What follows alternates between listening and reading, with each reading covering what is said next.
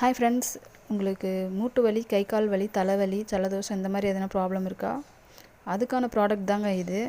இதாங்க pain relief bomb. இது gap உள்ளே இன்னர் கேப் ஒன்று இருக்கும், வெளியில் ஒரு மூடி ஒன்று இருக்குங்க.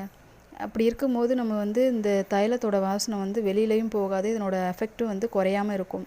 அதுக்காக தான் இந்த மாதிரி பாக்ஸ் நான் சூஸ் பண்ணியிருக்கேன். இந்த பாக்ஸ் 50 கிராம் பாக்ஸு.